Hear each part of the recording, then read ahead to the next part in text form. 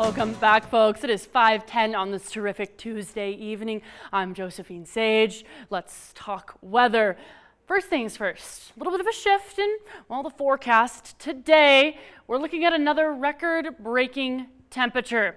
It is feeling 62 degrees outside, feeling 62 degrees outside for today. That old record was actually broke back in 1954 at 58 degrees. So around that 4 o'clock hour, similar to yesterday, is when we were pushing into those records. We're going to notice in our almanac that actually on both sides of things, we are 10, 15, even 20 degrees above those seasonal averages. We're going to notice tonight we are feeling sub-freezing temperatures, but still generally on that higher side of things. Now, our weather headlines haven't really shifted too much. We're still looking at warmer than average temperatures ahead. Clear skies, of course, with this high pressure system that's continued to stick around. Minimal cloud coverage during the evening hours and even during those afternoon, daytime hours. But there is going to be a shift towards the end of the work week. We were teasing it just a little bit yesterday in the forecast, but everything was kind of a little bit inconsistent. We didn't have too much of a view on that. And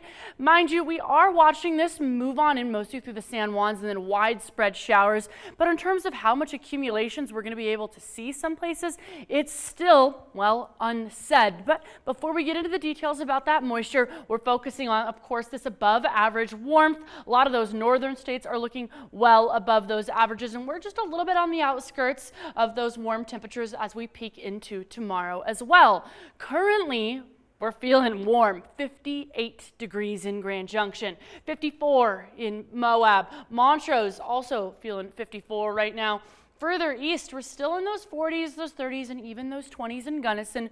We're going to drop, of course, this evening. And America's Mattress Live Tower Cam right now, I mentioned those beautiful clear skies.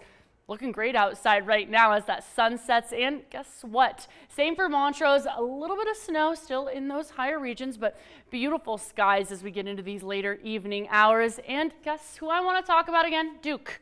I've got Duke hanging out with me this week for the dog walking forecast. We're going to notice sunshine all day tomorrow. And I did mention that record-breaking temperature was near that 4 p.m. hour. That's what we're going to be feeling tomorrow, getting really close into breaking those records again for Wednesday. But please feel free to send me a photo of your dog for next week's dog walking forecast at jsage@KREXTV.com. Now, I did mention that moisture. We're talking moisture. As we look into Wednesday, we've got some pretty strong action off the west coast. We're going to continue to track this as it moves inland, not only bringing widespread storms to the Pacific Northwest, but also widespread storms kind of through those southern Great Basin regions as it continues to push on in.